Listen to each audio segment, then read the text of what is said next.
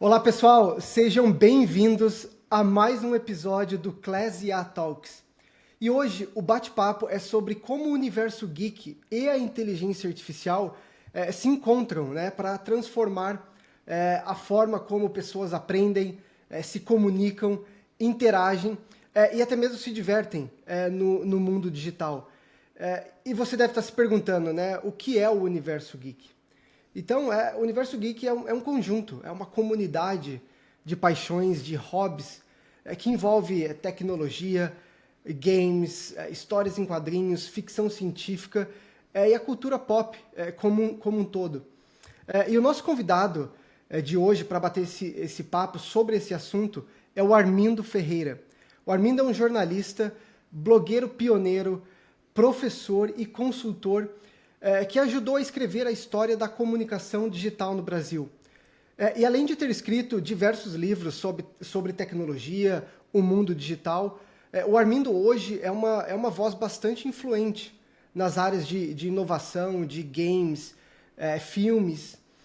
E só para adiantar um pouco, ao longo dessa conversa, nós vamos falar bastante sobre como o mundo digital tem moldado o comportamento de jovens e adultos e, principalmente, quais os caminhos para que o letramento digital forme jovens criativos, conscientes e, principalmente, mais preparados para o futuro. Então, Armindo, muito obrigado por ter aceitado o convite. É um prazer ter você aqui para dividir a sua história, a sua experiência, que realmente é muito bacana, muito valiosa. Então, de novo, eu agradeço muito pela sua presença. Imagina, Rafael, que eu agradeço a oportunidade de conversar com você sobre um assunto que é tão querido para mim, que é a educação, e conversar com toda a sua audiência. Espero contribuir aí para esse papo nosso hoje. Com certeza, com certeza. E Armindo, para a gente começar aqui, você começou no web jornalismo quando o mundo digital ainda era uma novidade. E também sempre esteve conectado ao universo geek. Então, como esses dois mundos, esses dois universos se cruzaram na sua história? Rafael, se você me permite, eu vou voltar um pouco antes nessa história, porque eu Claro, acho que num claro. papo que a gente está tendo como hoje é muito importante, né? O meu pai deixou minha mãe muito cedo com 2 filhos, e a minha mãe teve que se virar para criar 2 filhos. Nessa história toda, ela conseguiu que eu tivesse uma bolsa de estudo num colégio super caro. E o fato Bacana. de eu ter conseguido essa bolsa de estudo nesse colégio mudou minha vida. Não só pela qualidade de ensino que eu tive, mas também porque aos 7, 8 anos de idade eu já comecei a ter aula de programação. E tudo isso que você falou que eu sou hoje não seria possível se eu não tivesse tido isso lá na minha infância. Então, por isso que eu quis Bacana. destacar esse momento histórico para mostrar como a educação e o empoderamento digital podem mudar a vida das pessoas, inclusive socialmente, inclusive de ascensão social. A gente pode falar mais sobre isso. E eu também voltei nesse assunto para dizer que, como eu aprendi a programar com 8, 9 anos de idade, com 14 anos de idade eu era muito nerd. Esse negócio que a gente fala de geek hoje e essas coisas todas ficou descolado, mas eu era o nerd que apanhava na escola por ser nerd, porque a gente estudava demais, e porque chegava no terceiro bimestre eu já tinha fechado todas as minhas notas. Para você ter uma ideia, com mais ou menos 11, 12 anos de idade, a gente programava num computador chamado MSX, que era o que tinha na época, uma linguagem de programação chamada BASIC. E a gente fazia, junto com outros amigos nerds, o jornalzinho do MSX, que era uma espécie de clube da Excelente, programação, excelente. né? E a gente fazia mimeografado, que a maioria das pessoas talvez nem saiba o que é um mimeógrafo, mas a gente fazia o jornalzinho mimeografado, vendia por moedinhas, assim. Então era esse nível de nerd, assim. Para as pessoas entenderem, quem assistiu Big Bang Theory, tem o Sheldon, que é aquele cara que pensa muitas coisas, não tem competência social, é esquisito. Eu era essa pessoa, né? E talvez o mundo geek tenha sido apresentado para mim, primeiro com Star Wars, evidentemente, né? Eu nasci em 76 e foi o período que foi lançado o primeiro Star Wars, aí 76, 77. Então tem essa coisa do presságio, eu acho. E também ter assistido Indiana Jones no cinema e aquela claro. tecnologia da tela grande. Eu lembro que tem uma cena do primeiro Indiana Jones que as cobras, o Indiana tem medo de cobra, né? As cobras começam a sair e eu levantei meu pezinho de criança com medo que a cobra saísse da tela e chegasse até o chão Claro. do cinema, e que mostra como a tecnologia ela é também fascinante, né? Enigmática, como ela mexe com os nossos sentidos. Então, foi muito natural eu, quando comecei a minha carreira, né? Eu com 16, 17 anos de idade dava aula de informática, que na época chamava aula de computação. Uhum. E aí eu ia trilhar o caminho de ser talvez cientista da computação, programador, essas coisas todas.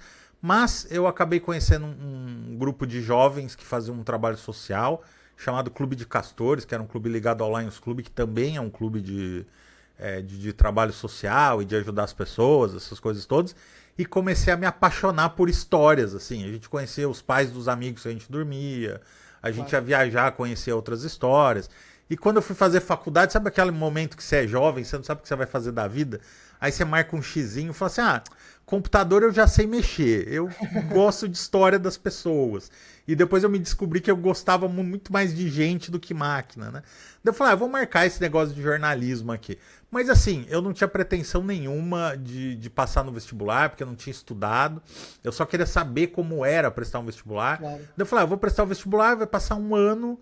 E aí depois eu estudo. E eu passei, tipo, em 5º lugar no vestibular. Daí eu falei, não, acho que tem alguma coisa de presságio aqui, alguma coisa que eu tenho que fazer.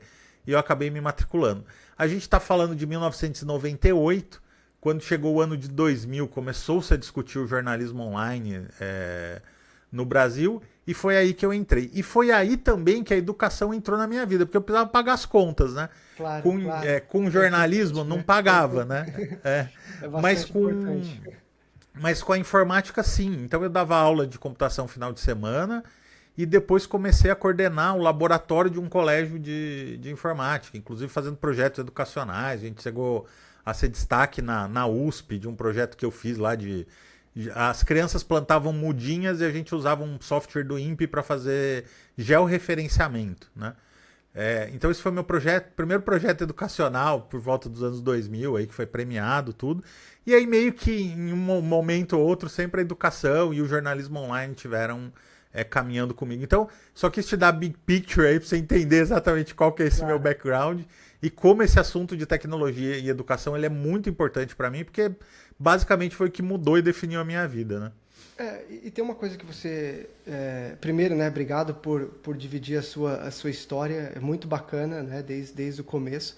Mas tem um ponto que você falou durante aí a sua fala, que é que você gosta... um dos motivadores na sua escolha, né, para a universidade, né, para o seu curso, foi que você gostava, e eu acredito que ainda gosta, mais de gente do que Sim. máquina. E esse é um ponto muito interessante e muito importante, né? Principalmente quando a gente fala hoje de inteligência artificial e como os jovens que estão se preparando para o mercado de trabalho precisam interpretar a tecnologia, né? Então, a inteligência artificial, ela realmente ela é uma ferramenta, mas que realmente pode ser usada tanto para o aumento da produtividade, como até uma dependência, no caso. E quanto mais, principalmente quando a gente olha para o mercado de trabalho, os empregadores estão procurando solucionadores de problema, né? Pessoas que saibam se relacionar com as outras pessoas, saibam se comunicar de uma forma efetiva. Então, fica aqui essa mensagem, né, do gostar de gente mais do que da máquina, porque isso realmente é muito importante para a gente preparar, né, cidadãos mais conscientes, mais responsáveis, éticos. Então, muito bacana essa sua introdução. E voltando um pouco, né, Armindo, para a cultura geek, que antes era um nicho, né, era bastante nichado, mas hoje já influencia tecnologia, cinema, produção de games e até mesmo, né, a educação. Então, que lições que esse universo geek deixou e deixa e vai continuar deixando para os jovens sobre aprender e se relacionar com o mundo digital de uma forma mais consciente e responsável? Não, eu acho que a gente tem muitos aprendizados. Eu acho que a primeira coisa que a gente precisa pensar, assim, e a importância da ficção científica para o avanço da sociedade como um todo, né? Porque pode parecer uma coisa meio óbvia, mas que a gente não para pensar que qualquer coisa para ser criada, ela precisa ser pensada antes, né? Uhum. E o fato de você ter lá antigamente os Jetsons que faziam teletrabalho, que o carro voador não chegou ainda, né? Nem chegará, mas do jeito que a gente viu. Mas o fato de alguém ter pensado e ter viajado nessas coisas antigamente faz com que a gente tenha criado essas coisas. O jovem que assistiu o filme de robô quando ele era pequeno, assistiu o desenho animado, ele levou aquilo no imaginário dele e foi fazer computação e hoje está trabalhando na Tesla desenvolvendo robôs, né? Claro, Então aquele claro. formato do robô, aqueles... Pode ser que ele tenha vindo desse processo educacional e também de entretenimento e falar assim, eu vou colocar esse bracinho aqui, mas isso aqui já estava no meu inconsciente, porque alguém pensou, né? Tem uma série que está disponível em Amazon Prime Video, que é Upload, que eu gosto bastante daquela série, que é um futuro não tão distante assim, e que tem muitas coisas interessantes lá, como vai ser o carro do futuro, também discute essas coisas de upload da inconsciência para um metaverso distópico, né? Então eu acho que esse universo nos traz muitas coisas. Hoje é interessante ver, por exemplo, como filmes de desastre eles refletem muito o momento da sociedade, né? Então a gente teve, por exemplo, um filme chamado Cloverfield, que ele explodiu logo depois do 11 de setembro, e o grande lance do Cloverfield é um monstro que você não vê ele no filme. Aparece um pedacinho aqui, outro ali, que é muito metafórico para essa coisa do terrorismo, de você não sabe quando que vai acontecer, como que vai atacar a sua vida. Então, você vê que aquele período do 11 de setembro, você vai ter muitos inimigos que vão ter isso. Depois, evidentemente, você vai ter muitos filmes norte-americanos que vão retratar a Rússia como uma inimiga comum. Isso a gente vai ver nos filmes de espionagem, essas coisas todas. E hoje é interessante ver, por exemplo, a gente assiste aí o Missão Impossível, os últimos 2 filmes do Tom Cruise. Quem é o inimigo? A inteligência artificial. Sim, sim. Então você vai começando a ver já obras aí que justamente esse inimigo que está no nosso imaginário é essa coisa do Terminator, né? De será que a inteligência artificial vai se voltar contra nós? Então, eu acho que o universo geek ele tem muito disso. Você pega, por exemplo, a Marvel, né? Que é uma franquia que eu me apaixonei e que antigamente era Star Wars, daí agora a Marvel divide meu coração com Star Wars. Você tem a Era de Ultron, que é justamente isso, uma inteligência artificial que fica descoordenada, e você tem algumas discussões sobre o quanto a gente tem controle disso ou não, e aí você vê uma palestra do professor Harari, por exemplo, que ele tem uma visão bem pragmática sobre inteligência artificial, e fala, pô, isso que o Harari tá falando estava lá nesse filme da Marvel aí, sobre como que a inteligência artificial Concordo. se coordena. Então, eu acho que o universo geek ele é muito rico nesse sentido. E tem uma questão que eu gosto bastante, que eu acho que a gente está falando sobre educação, não pode deixar de falar, que ir num evento geek é uma experiência muito lúdica e muito boa, assim, porque há um respeito muito grande sobre as diferenças, né? Eu falei pra você que eu era esse jovem esquisito, que apanhava, essas coisas todas. Eu gostava de história em quadrinhos, adorava ver X-Men, Wolverine, essas coisas todas. E eu lembro a primeira vez que eu fui numa Comic Con, né? E depois fui numa Jedi Con também. E que eu baixei minha tribo, assim.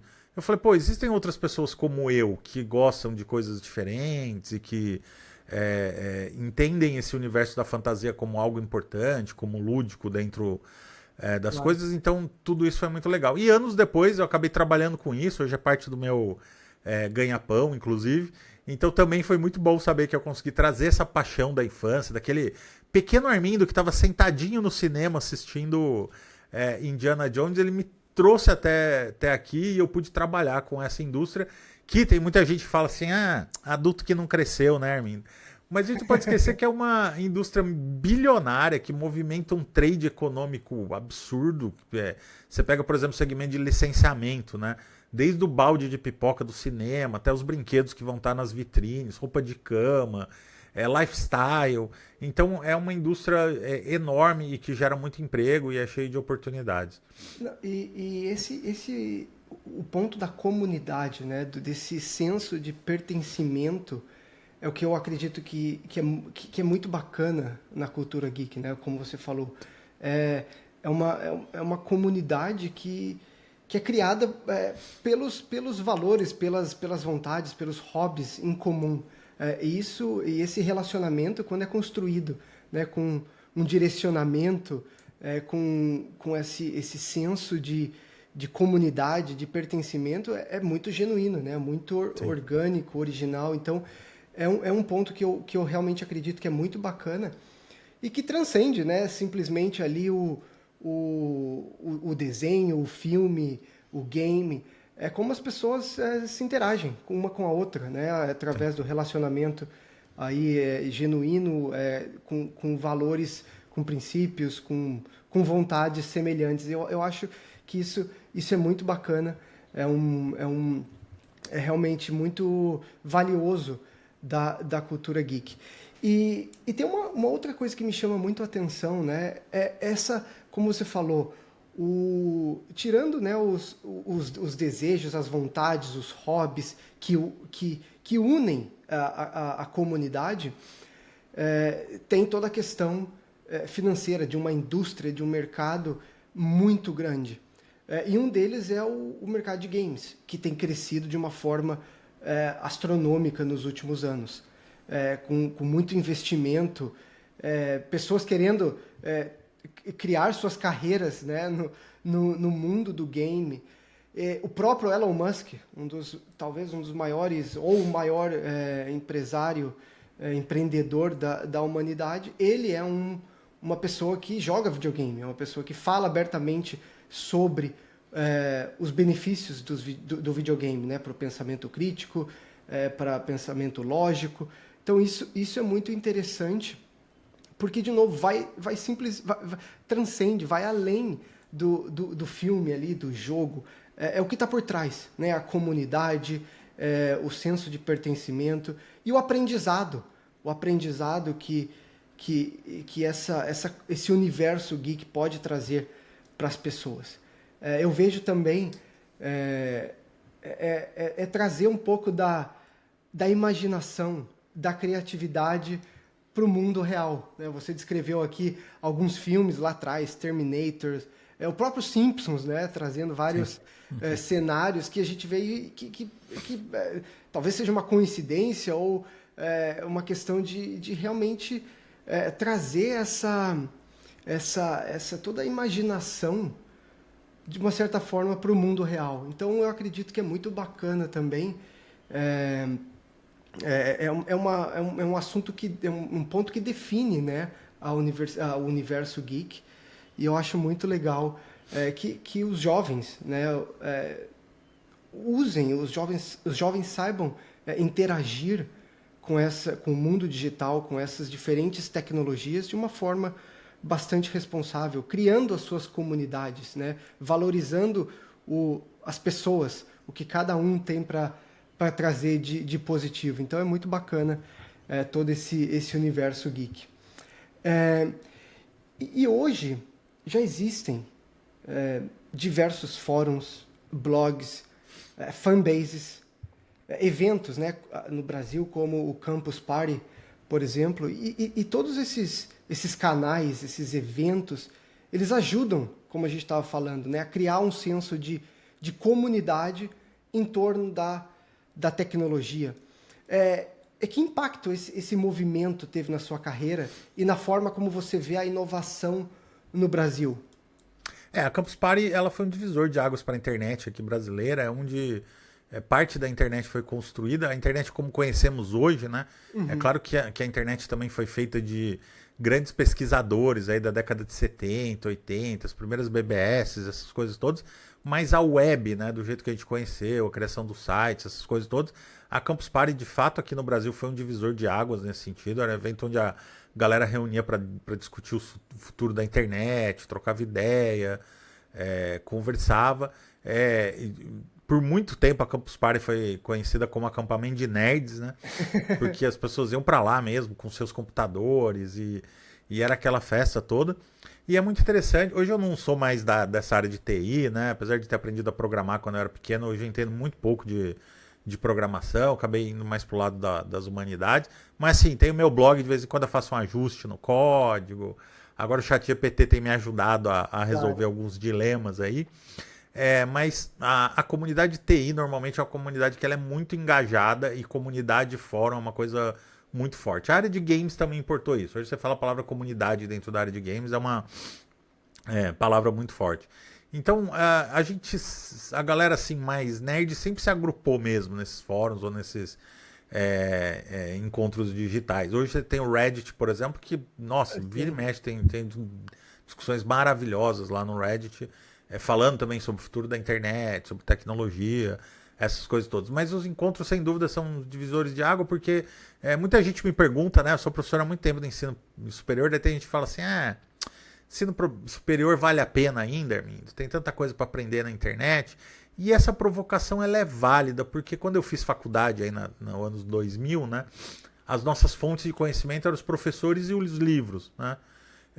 Era uma espécie de farol, assim, né? Falar, se você precisa do conhecimento, você tem um professor ali daquela área que vai te trazer essa luz. E hoje não, você tem bastante conhecimento disponível na internet, tudo, mas eu penso ainda que o ambiente educacional físico, ele traz um benefício que nenhum outro lugar vai ter, e esses fóruns como a Campus Party também, que é te trazer outras visões de mundo, que é você ter o colega do seu lado que se formou, que teve uma educação diferente que a sua, que tem uma visão diferente daquela. No começo, quando eu comecei a dar aula no ensino superior, eu tinha essa pretensão de achar que eu ia ensinar, né? Mas hoje eu entendo que os meus alunos, eles também vêm com vários saberes na sala de aula, inclusive dos pais que nunca estudaram essas coisas todas, mas têm saberes incríveis e que não é ali uma folha em branco que vai ser educada pelo... Eu lembro uma vez eu fiz um curso de ensino superior, o professor falou uma frase que me marcou, né? Que o professor do prezinho lá, do ensino bem básico, ele ama as crianças. E o professor do ensino médio, ele ama a matéria dele. E o professor do ensino superior, ele se ama, né? Então, Muito bacana, muito bacana. então, desses 15 anos, uma das coisas que eu aprendi é que os nossos alunos eles já vêm com conhecimento, né? E a gente precisa respeitar e entender tudo isso. Então, os eventos como a Campus Party, eles ajudaram a criar a internet justamente por conta disso, porque você tinha várias pessoas reunidas lá, programadores, pensadores. Era um negócio de louco, assim. Às vezes alguém que não era um palestrante principal, não tinha sido convidado, pegava um flip chart no meio do corredor e saía dando uma aula. E daqui a pouco o pessoal montava rede privada e o patrocinador era uma empresa de telefonia, mas a galera ia lá e criava. A cultura hacker, que tem muito a ver com a cultura maker, ela é meio rebelde, né? Que também veio da cultura hippie da década de 70. Então criavam lá uma VoIP para não precisar pagar para fazer ligação. Então, toda essa possibilidade de você juntar pessoas em comunidades que têm formações diferentes, têm pensamentos muitas vezes contraditórios que o seu. Hoje a gente vê nas redes sociais o contrário, né? A pessoa que pensa diferente de mim, ela é minha inimiga. Mas quando a gente abraça esse contraditório, o mundo fica muito melhor, né? Porque você entende que ele é cheio de cores e de conhecimentos, né? E de novo, né, é o poder da comunidade. Eu também tenho essa mesma visão de que muita coisa precisa evoluir em relação ao currículo acadêmico, à universidade, como a gente prepara os jovens para o futuro.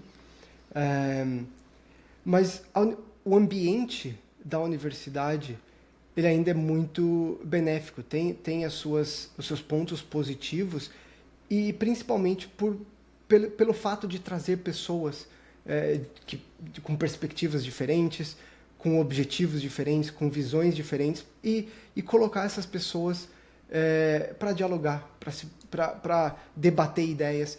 Então, esse senso de comunidade, de networking, de você poder acessar mentores, é o que eu acredito que realmente é muito válido na universidade. E tem um outro ponto, né, que eu gosto muito de falar de futuro do trabalho, como que a gente prepara os, os jovens para o futuro. Saiu um estudo recente aqui nos Estados Unidos de uma organização muito relevante, que eles publicaram um dado muito importante dizendo que apenas 3% dos empregadores acreditam que as universidades estão preparando os jovens para o mercado de trabalho. E principalmente, um dos principais motivos, né, por esse número ser tão baixo é pelo fato de que os líderes, os empregadores, os empreendedores acreditam que o currículo acadêmico não está conseguindo seguir, né, os rápidos avanços da tecnologia, das indústrias, do mercado de trabalho. Então, isso também é um ponto de reflexão, um alerta, né, para as universidades em termos de o que mais precisa ser feito, como trazer experiências mais lúdicas, mais práticas, para formar os estudantes para o futuro.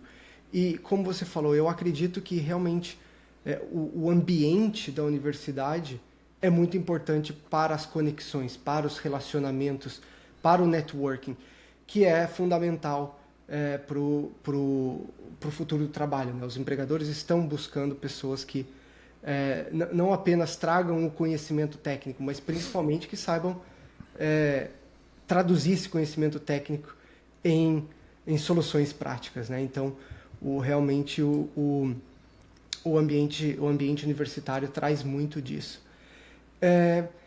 E aí eu queria...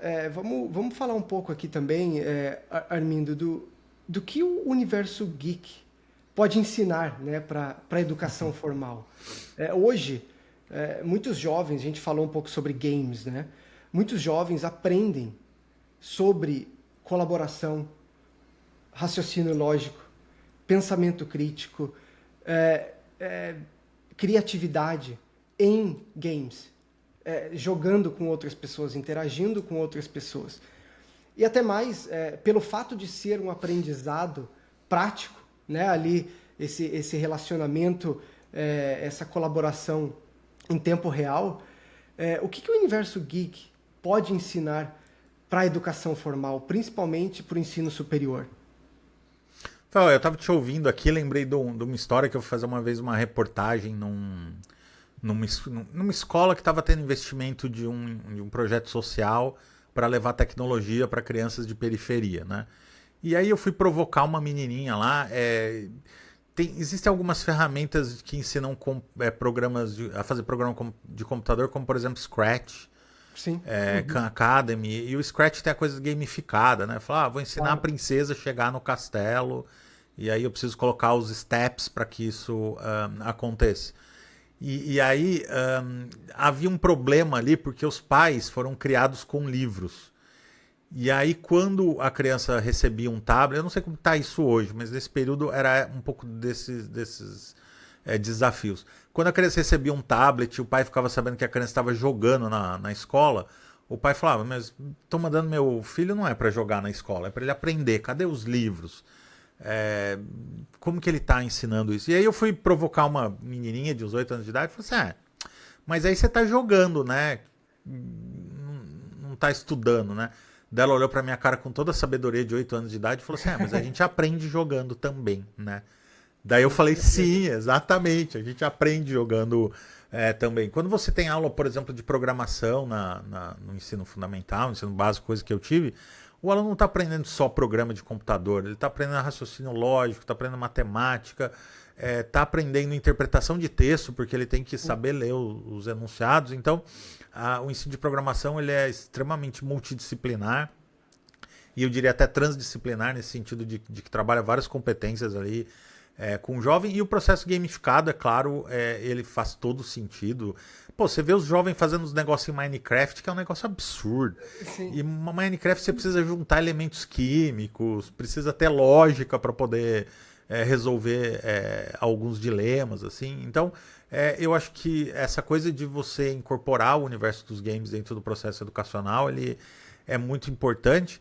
Mas, Rafael, eu acho que a gente caminha para discussões que me preocupam muito, né? Que é assim, né? Por exemplo, falar assim, o aluno com celular na sala de aula, né?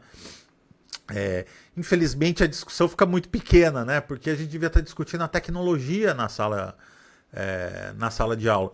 Porque assim, eu não consigo ver que um aluno conectado seja pior do que um aluno não conectado. Mas daí e aí a gente falando aqui do ensino no Brasil especificamente, né? Como os professores estão sobrecarregados, como eles não dão conta de fazer uma série de atividades, a melhor decisão é cortar, né? Mas aí o que acontece? O aluno que estuda na escola boa, do colégio bem pago, essas coisas, ele tem o notebook, tem o tablet, ele vai usar a inteligência artificial. E o aluno da periferia vai usar a lousa e o giz, que é o que o professor tem disponível ali. Rafael, eu voto no mesmo colégio que eu fiz o ensino médio, aqui na cidade de Jacareí, interior de São Paulo. Então a gente está falando de mais de 20 anos. O leitor mais atento, o ouvinte mais atento aí já fez as contas da minha idade. A sala de aula que eu estudei há mais de 20 anos é a mesma. Então você imagina que um extraterrestre veio visitar a Terra aqui na década de 60, 70. Ele visitou as escolas aqui no Brasil e aí ele visitou um hospital.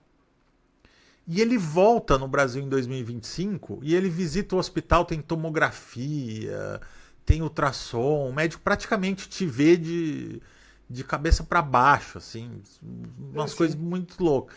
E ele chega na escola, ele vê a lousa e o giz.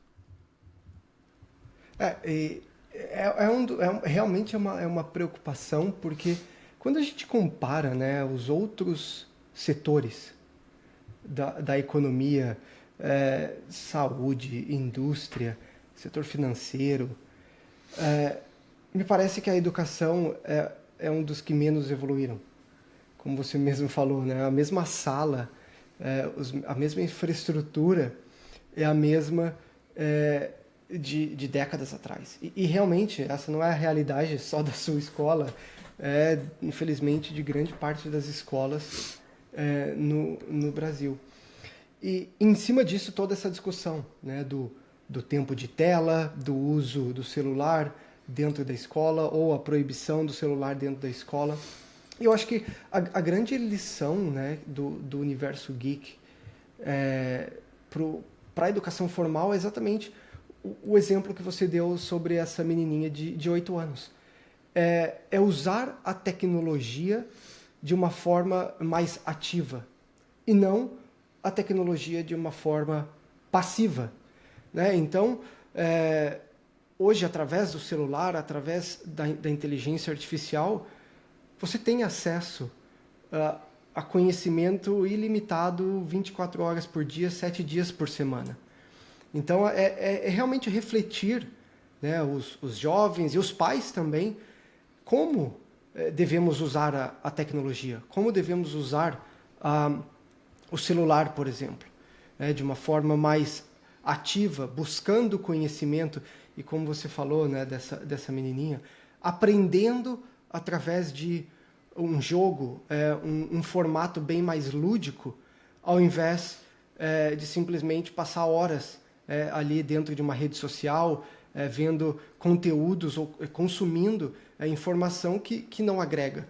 Então, eu realmente acredito que essa discussão que a gente deveria estar tendo dentro e fora das escolas, né? Não simplesmente se devemos proibir ou não devemos proibir os celulares, mas como usar o celular de uma forma mais inteligente, mais consciente, intencional, né? Para que esse tempo de tela seja um tempo de tela produtivo e não simplesmente um momento ali que a criança, que o jovem, até mesmo os adultos, né, estão ali passando horas consumindo informação que não está agregando. Então, sim, e aí a gente tem umas discussões que eu sou muito contrário. Assim, eu sei que não são todos os professores que gostam disso, e eu queria dizer que eu respeito todos os professores. Na sala de aula, cada professor e a sua vivência, ele tem autoridade para seguir a linha dele, mas, né, fala assim, inteligência artificial no ensino superior. Olha, quando eu era pequeno e ia fazer o trabalho da escola, a professora falava,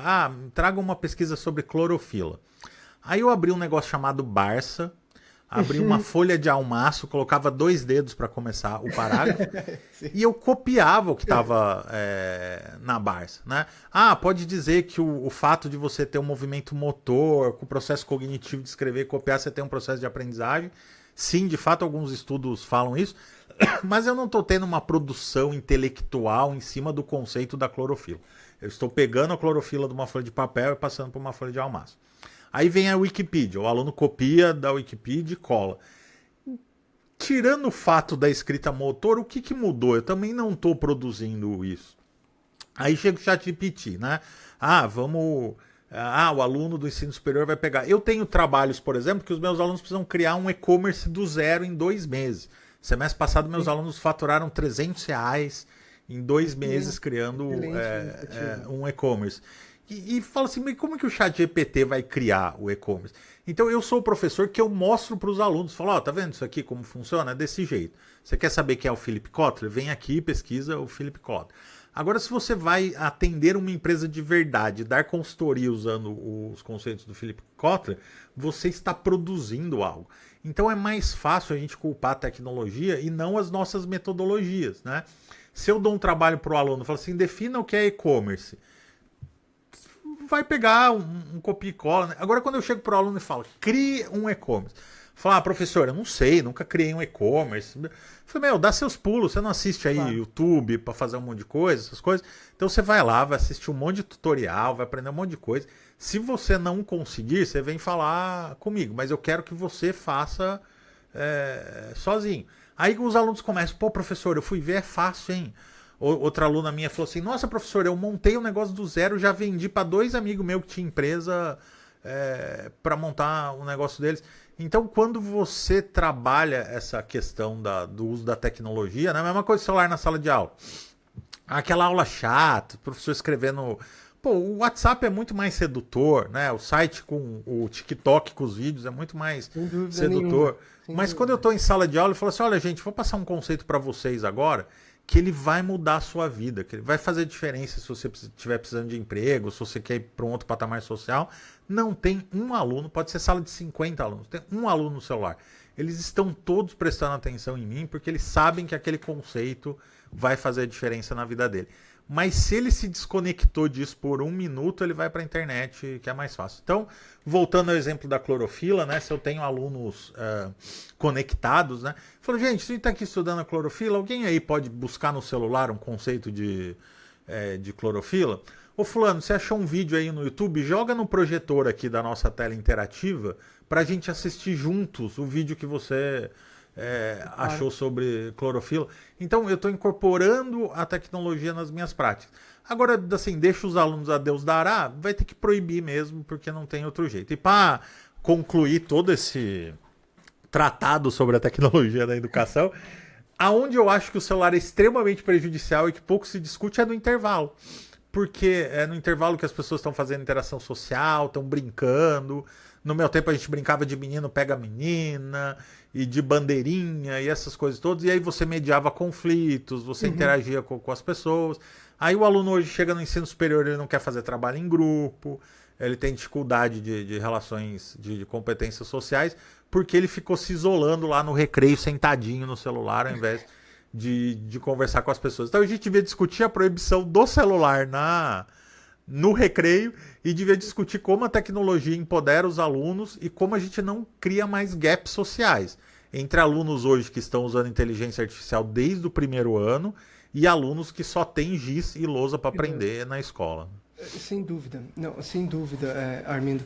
E esse ponto, adorei o exemplo, né, trazendo desde a Barça, do Wikipedia, da internet, até a inteligência artificial hoje. E a gente poderia até colocar até a calculadora no meio, que também foi uma tecnologia que, quando foi lançada, que gerou muita discussão também sobre os cálculos, as pessoas não impactando de uma certa forma como as pessoas iriam fazer as suas contas, matemática. Então, a tecnologia, novas tecnologias sempre foram lançadas. Essas novas ferramentas sempre existiram, tanto dentro como fora da escola. E o grande ponto que eu vejo também em relação ao uso do celular e o uso da inteligência artificial também dentro da escola, se pode ou não usar, é muito baseado também esse problema, né, do uso devido ou uso indevido, é muito também pelo fato da maneira que a gente está avaliando os alunos, avaliando os estudantes, é a mesma maneira que a gente avaliava há décadas atrás. Uhum. Então, como você falou, é muito diferente você simplesmente pedir um conceito do que você pedir para o estudante criar alguma coisa. E aí ele pode, né, usar as diferentes ferramentas para encontrar a solução. Mas a partir do momento que você simplesmente pede para o aluno te fornecer uma resposta ou memorizar um conteúdo para uma prova, realmente fica mais complicado você usar a inteligência artificial, porque a inteligência artificial vai te dar uma resposta pronta, vai te dar uma resposta certinha, sem que você precise usar tanto o raciocínio. O grande ponto é como os professores, como as escolas podem usar a inteligência artificial para aumentar o raciocínio lógico, o pensamento crítico dos alunos, ao invés do simples copia e cola, né? Que, de novo, acontecia na Barça, acontecia no Wikipedia, e que, se a gente não mudar a maneira que a gente avalia os alunos, vai continuar acontecendo com a inteligência artificial também. E hoje, Armindo, já existe uma preocupação, né, de que os jovens usam a inteligência artificial apenas para buscar atalhos, as respostas rápidas, criar os trabalhos ali prontos. Então, na sua visão, como podemos incentivar que essa relação entre aluno e inteligência artificial seja criativa, crítica, ética e até mesmo transformadora? Eu acho que assim, a discussão ética e moral ela precisa permear todo o momento educacional, né? Acho que isso tudo vem na frente. Mas, por outro lado, eu fico pensando assim, mas não é mesmo para criar atalho, né? Nós não criamos essas ferramentas para isso. Então, quando eu vejo o mercado de trabalho falando, né? Olha, os alunos não estão preparados, essas coisas todas, mas será que o mercado de trabalho está preparado para os alunos, né? No sentido de que já nasceram com tecnologia, já estão empoderados, né? Eu tenho colegas empresários que eles reclamam muito, né? Falam, outro dia uma jovem não desmarcou o dentista para vir trabalhar, ela preferiu faltar do que no dentista. No meu tempo eu trabalhava 4 dias com dor de dente, porque era muito esforçado, tudo. Aí eu começo a pensar, mas o que será que estava errado? Será que era a minha geração que trabalhava 4 dias com dor de dente, ou é a geração atual que prioriza ir no dentista, né? E outra coisa que eu falo para esses meus amigos, eles ficam bravos, falam, vamos sentar lá na sarjeta e vamos chorar, porque essa geração é essa, eles são desse jeito. Ou a sua empresa se adapta para isso, ou não vai resistir. A real é essa, né? Então, os meus alunos lá hoje na faculdade que eu dou aula, a gente usa Flipped Classroom, então sala de aula invertida, né? Todos os materiais estão num sistema de ambiente virtual de aprendizagem. Na faculdade eles vão para resolver problema, para discutir, para se estressar comigo, para fazer uns projetos malucos, né? Aí chega no mercado de trabalho, pega aquela hierarquia tradicional, aquele gestor que quer uma pessoa que siga mais ordens, né? Então, assim, também há esse conflito geracional importante que ele precisa ser discutido. Então, assim, eu acho que as coisas que precisam... eu vou tentar dar um exemplo melhor para mostrar o que eu quero falar, né? Hoje você vai, na maioria das indústrias, elas são todas informatizadas, né? Então tem robôs que fazem tudo, mas o ser humano faz algumas coisas. Outro dia eu fui visitar uma fábrica que o ser humano pega um celular, coloca numa caixinha, dá uma chacoalhada e manda para o próximo passo da linha de produção. E aí você começa a pensar, mas será que um ser humano foi criado mesmo para passar 8 horas por dia? Pega uma caixinha, coloca aqui e põe lá? Uhum. Talvez não. Sim. Então vamos substituir essa pessoa por um robô. Mas essa pessoa foi substituída por um robô, ela foi desempregada. E aí você começa a dizer, o que é melhor? Um ser humano fazendo tarefas repetitivas numa linha de produção ou um robô fazendo isso? Aí você vai lá no fast food, você chega lá e fala assim, eu quero uma refeição. Aí a moça do caixa pergunta, qual o número? Eu quero o número 2, pagamento no débito ou no crédito. Uhum. Aí você fica pensando, será que essa pessoa deveria ficar o dia inteiro lá só fazendo trabalhos repetitivos, Exatamente. manuais, de uma certa forma, Um né? totem vai substituí-la muito bem, né? Eu chego lá, faço pedido, como já está acontecendo. Mas daí o que eu faço com essa pessoa que sobrou, né? Então o ser humano, assim, ele é maravilhoso em sua complexidade, ele consegue fazer 1000 atividades complexas. Então eu acho assim que, pô, quanta coisa. Antes eu fazia uma entrevista com o executivo internacional, né? Semana passada, retrasada mesmo, veio um executivo aqui para o Brasil, fui fazer uma entrevista dele para o blog. Antigamente ia demorar 3 dias para fazer essa entrevista, porque eu ia fazer um processo chamado decupagem, que é escutar toda a entrevista dele. Uhum. Eu não podia simplesmente dizer literalmente as palavras que ele falou, porque aquilo tem um contexto, então eu preciso fazer uma versão daquilo que ele falou contextualizado. Então, nesse rolê todo, uma entrevista de 10 minutos ia demorar 3 dias para publicar. Hoje eu chego no Notebook LM, e falo assim, ó, faz a transcrição da entrevista para mim, daí ele transcreve.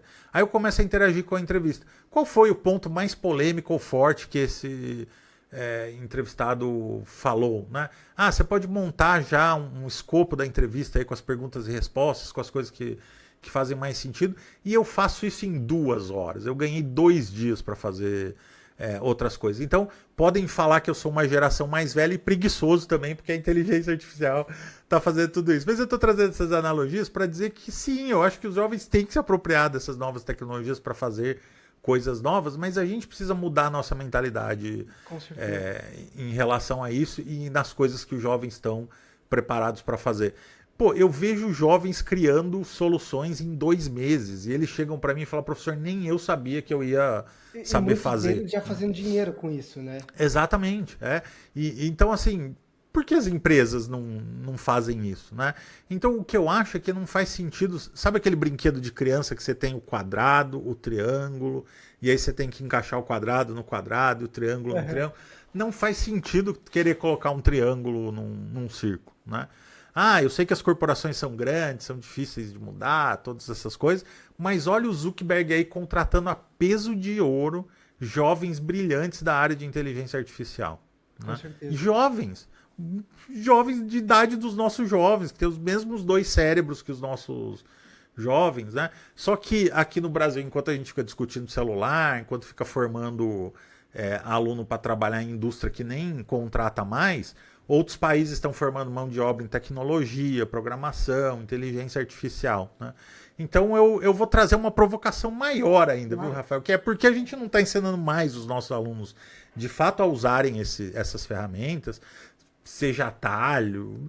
Não existe esse negócio de falta de pensamento. A gente pensa, só que a gente direciona as coisas para o pensamento certo, né? Outro dia teve um estudo do MIT, se eu não me engano, que colocaram eletrodo na cabeça das pessoas e elas usaram inteligência artificial, elas estão parando de pensar. Mas vamos ver o escopo desse estudo, né? Se eu colocar eletrodo numa pessoa assistindo Bob Esponja, será que a atividade cerebral dela vai diminuir também, né?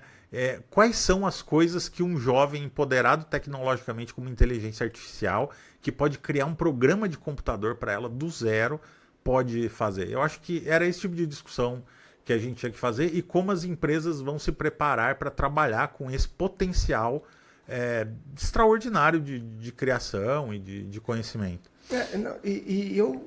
Eu acredito também, Armindo, que nessa preparação dos jovens para o futuro do trabalho não é só uma questão da universidade, mas é um ecossistema trabalhando em prol do futuro desses jovens, né? A universidade preparando com conhecimento técnico, os relacionamentos, a mentoria e o mercado de trabalho trabalhando junto com as universidades para preparar um currículo mais adequado, um direcionamento mais adequado para o mercado de trabalho. E, obviamente, dentro desse ecossistema é o indivíduo. A pessoa usando, o estudante, no caso, usando a inteligência artificial de uma forma mais ativa, mais crítica, realmente como uma aliada do seu trabalho, né? Muitos falam que a inteligência artificial pode ser um estagiário, um tutor, um mentor. Eu realmente acredito que a inteligência artificial ela pode ser uma grande aliada no processo criativo, no processo de aprendizado, de comunicação. E eu gosto muito de falar também, Armindo, que em todo processo criativo, né, seja ele, o estudante vai criar um projeto, uma redação, um MVP, uma startup, o que for, ou até mesmo dentro do mercado de trabalho, independente de qual for o processo criativo, sempre existem 3 passos principais quando você está se relacionando, interagindo e trabalhando com a inteligência artificial. O primeiro passo, e eu gosto de falar que desses 3 passos, você pode delegar o segundo passo, mas você precisa estar presente no primeiro e no terceiro. O que eu quero dizer com isso, né? O primeiro deles você precisa ter muito claro o que você quer atingir com a inteligência artificial. Qual é o seu propósito? Realmente se questionar por que eu estou usando a inteligência artificial, qual é o objetivo que eu espero conseguir através da inteligência artificial. E ter muito claro, ser muito específico realmente no que você está buscando. E isso daqui precisa, você, o estudante, no caso, a pessoa precisa ditar as regras, né, quando você está interagindo e trabalhando com a inteligência artificial. O segundo passo é onde eu acredito que você pode delegar a inteligência artificial, que é a questão da busca, da pesquisa, da análise, da consolidação, porque toda essa questão, a inteligência artificial, ela vai ser mais rápida do que a gente, como você mesmo falou, com o exemplo do Google Notebook LM, que é um exemplo muito relevante, né? Você usa a inteligência artificial para te ajudar na consolidação, na análise dos principais pontos, e aí você ganhou 2 dias para focar em outras atividades.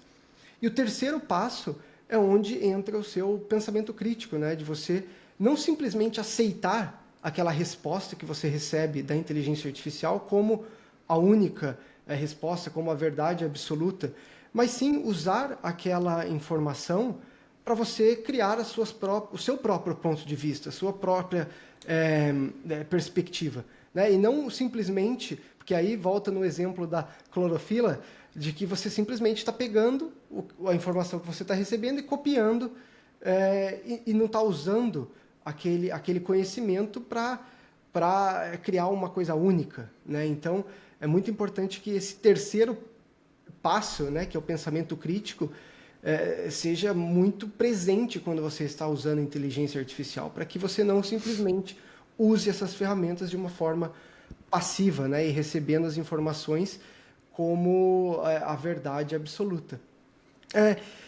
E um ponto muito importante, né, quando a gente fala de educação, de preparação para os jovens para o futuro, são as questões éticas, né, no uso da inteligência artificial. E Armindo, na sua visão, quais são os limites éticos que nós precisamos ensinar aos jovens nesse contato, nessa interação com a inteligência artificial, para que eles usem as ferramentas de uma forma responsável, ética, consciente? A sua pergunta é extraordinária, assim. Eu acho que o primeiro ponto a gente precisa mostrar para eles como isso funciona, né? Que a gente usa o termo inteligência artificial, mas na verdade é um algoritmo bem montadinho, assim, né? Que ao invés de fazer conta, trabalha com linguagem, né? Então, eu vou falar que a frase "o céu é", aí eu tenho uma probabilística de 98% da próxima palavra ser azul. E aí então vai escrever "o céu é azul". Então o primeiro ponto é a gente mostrar para eles que não é uma entidade inteligente, muito pelo contrário, é uma conta matemática bem feita. E em algum momento eu vou querer falar que por causa da poluição o céu vai estar vermelho. E aí então a gente vai entrar numa outra discussão na inteligência artificial, que são os delírios de inteligência artificial. Então eu vou falar assim, às vezes a internet artificial delira, e ela não sabe dizer não sei, mas baseado nas contas matemáticas ela vai responder a melhor resposta matemática. Então, quanto antes a gente tira esse negócio de que as pessoas ficam se conectando, dão nome para a inteligência artificial e tentam, e as empresas, as big techs são em alguma instância culpadas disso, a gente precisa discutir mais, tentar criar conexões emocionais com essas ferramentas, porque daí a pessoa vai ficar mais naquela ferramenta e não na outra, tem uma lógica capitalista em cima disso, né? E que a gente entenda como uma ferramenta. Eu não fico tratando a minha calculadora, né? Fala, ai, calculadora, com licença, será que você pode me dizer quanto que é 2 mais 2, né? Às vezes a IA não faz o que eu quero, eu falo assim, não foi isso que eu pedi. Eu queria que você fizesse isso. Às vezes eu faço uns prompts complexos e aí eu coloco umas guidelines que precisam ser seguidas. Antes de você me exibir um relatório, o resultado, cheque se você seguiu essas diretrizes. Aí a IA vai lá e não segue. Fala assim, não era para você seguir a diretriz número 7? Por que a diretriz número 7 não foi seguida, né? Então, quanto mais a gente entende isso como um programa de computador, e entende que programas de computador têm dois problemas, que um são os delírios e outros são os vieses, né? Com certeza. A gente teve uma sociedade que eu estava conversando com uma advogada da área de inteligência artificial também falando, né? Falar, se a gente pegar historicamente, falando de história da humanidade aí, as decisões judiciais por muito tempo foram mais favoráveis a homens do que mulheres. A gente teve um período histórico que mulher nem votava, né? Então, se você ensina isso para a IA, ela vai trazer isso para os dias de hoje. Então, eu tenho que ter guarda-reios, mecanismos e ferramentas para que a IA não aprenda coisas erradas também. E a gente, humanidade, não é bom exemplo para ninguém, né? Tem muita coisa ruim que a gente faz e que a IA pode aprender também. Então, eu acho que quando a gente mostra para os jovens que aquilo ali é uma ferramenta, que não é inteligente, que é uma conta matemática bem feita, explica para eles o que é o delírio. Quando eu falo para os meus alunos que IA delira, eles falam, nossa, professor, eu não sabia que IA delirava, né? As famosas alucinações também. Exatamente, né? Hallucinations, porque ela vai tentar dar a melhor resposta para você naquele momento, baseado numa conta matemática. Então, quando eles começam a entender isso, falam assim, entendi, professor, né? Eu estava num congresso de jornalismo internacional, a IA já tem sido usada amplamente nas redações, né? E uma editora-chefe lá de um jornal falou uma frase que fez muito sentido para mim, que ela falou assim, não existe texto feito por inteligência artificial. Daí você fala, não existe, né? Estava se discutindo isso. Mas o que ela quis dizer? Que a partir do momento que eu publiquei este texto no jornal e eu assinei, né? Aquilo é uma matéria que eu publiquei, eu, humano, sou responsável por aquela... Claro. informação, né? Então, aquele texto não foi feito por inteligência artificial, foi feito por mim. Se eu usei calculadora, se eu usei IA, a partir do momento que eu publiquei, ela é minha, né? Então, também quando eu trago a responsabilidade para o humano, porque para a gente é fácil, né? Falar assim, não fui eu que errei, foi a IA que alucinou aí, essas coisas todas. Aí é fácil, né? Mas não, se o negócio tem o meu nome, né? Fui eu que fiz. Então, também quando você assume esse entendimento de como a inteligência artificial funciona. Por isso que eu falo, ao invés da gente ser professor que é refratário, né? Fala, olha, tá proibido usar inteligência artificial, os alunos agora só fazem isso. Fala assim, gente, vou abrir aqui para vocês verem como funciona. Funciona assim, assim, assim, vem desse jeito, tem esses riscos, tem essas coisas. Então, quando você traz o aluno para a responsabilidade da ferramenta, faz muito mais sentido para ele. Tem gente que não vai entender e que vai ficar só na superfície, tem. Mas você trazer as pessoas para entendimento disso. O fato é que o nome inteligência artificial é muito ruim, né, Rafael? E Armindo, se juntarmos a educação, a cultura geek e a inteligência artificial, que caminhos você enxerga para preparar os jovens para o futuro do trabalho? Eu acho que dá um samba muito bom, né? Porque a gente está falando de diversidade, de pensar o futuro... de imaginar, né? A gente fala tanto os robôs vão substituir os seres humanos. Nós temos imaginação, nós temos criatividade. E é onde nós somos melhores, né? Então eu acho que quando a gente aflora essas coisas, eu acho que o que mais nos... Muita gente, né, tem medo, vou perder a inteligência artificial, as IAs vão dominar o mundo. Há uma possibilidade disso acontecer. Mas o que nos separa e nos protege disso é justamente a humanidade, né? Onde nós somos melhores, onde nós somos seres humanos, né? Com os nossos erros, com as nossas idiosincrasias, com as nossas crenças, inclusive muitas vezes limitadas, mas é isso que nos torna tão especiais, né? E tão diferentes da máquina. Então eu acho que quando a gente junta tudo isso, sempre com ética, com responsabilidade, entendendo esses meandros todos, dá um samba muito bom. E Armindo, aqui eu até gostaria de fazer uma conexão, né? Quando a gente fala da criação de conteúdo, distribuição de conteúdo, que eu acredito que é realmente uma boa lição, não só para os jovens, mas quem já está no mercado de trabalho também, que vai cada vez mais conviver com o rápido avanço da tecnologia, principalmente da inteligência artificial. Mas na verdade, em julho desse ano, o próprio YouTube, eles fizeram ajustes na sua política de monetização. Porque o que aconteceu? Né? Eles estavam percebendo que tinha muito conteúdo sendo criado, vídeos, shorts, vídeos mais longos, criados simplesmente com inteligência artificial. Sem muito originalidade, sem muito ali o toque da pessoa, do criador do conteúdo. Então eles reformularam a política de monetização para focar em temas como a originalidade, a autenticidade, a criatividade do criador do conteúdo. Então, um paralelo que eu gostaria até de fazer com a preparação para o futuro do trabalho e também trazer aqui a criação de conteúdo, que é uma boa lição. O próprio YouTube, no mês de julho desse ano, reformulou as suas políticas de monetização na plataforma.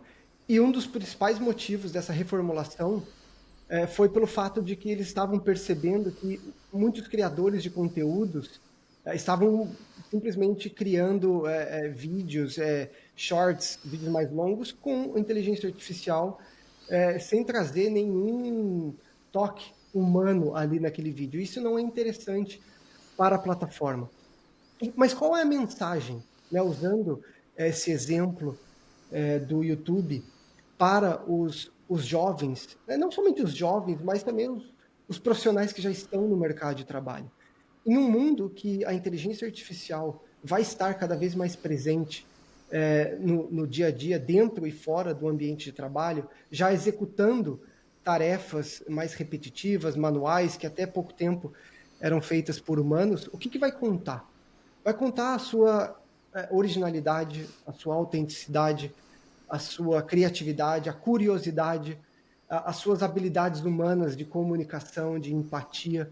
Então, realmente, quando eu falo de preparação para o futuro do trabalho, não é simplesmente as habilidades técnicas. Obviamente, elas são muito importantes, do conhecimento técnico, mas cada vez mais as habilidades humanas, a autenticidade, a originalidade vão se tornar cada vez mais premium no mercado de trabalho, porque são realmente habilidades, competências que dificilmente a inteligência artificial consegue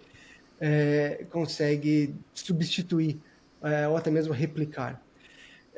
E Armindo, estamos chegando no final aqui. Eu acredito que a gente poderia continuar essa conversa por mais tempo, mas foi um bate-papo muito bacana sobre a cultura geek, mercado de trabalho, como os alunos podem se adaptar nessa nova realidade da educação, se prepararem para o futuro do trabalho. Muito conteúdo legal que a gente abordou aqui. Mas para a gente fechar, Armindo, na sua visão, o que nos torna verdadeiramente humanos e que a inteligência artificial dificilmente conseguirá replicar? Eu acho que primeiro inteligentes de verdade, né? E segundo, criativos, né? A humanidade chegou até aqui descobrindo que se você batesse duas pedras, saía uma faísca e aí você conseguia colocar fogo, né? Gutenberg descobriu que ele podia fazer uma forma de letra e imprimir num papel e produzir conteúdo em grande escala, né? É aquela coisa de quando você tá morando sozinho, né? A primeira vez que eu fui morar sozinho, eu comprei umas coisas em lata no supermercado e descobri que eu precisava ter um abridor de latas, né? Mas eu tava com fome, daí eu falei, bom, eu tenho um martelo aqui, tenho um prego, talvez eu consiga martelar essa lata e tirar o que tá lá dentro, né? E isso aí jamais o robô vai ter um nível de abstração nesse grau de falar assim, vou abrir uma lata com um martelo. Então, essa nossa capacidade de ser criativo, de abstrair, de transformar coisas em outras coisas, é o que nos manteve uma espécie dominante aí na Terra, e eu acho que é o que vai continuar fazendo por um bom tempo. Pode dar errado? Pode dar errado. Mas, por enquanto, eu acredito ainda que o time humanidade está na frente. Eu concordo. Muito bacana, Armindo. Eu agradeço muito pelo seu tempo, pelo seu conhecimento, pela sua experiência, você também poder trazer um pouco aqui da sua história para a gente. Então, muito obrigado pela sua participação, Armindo.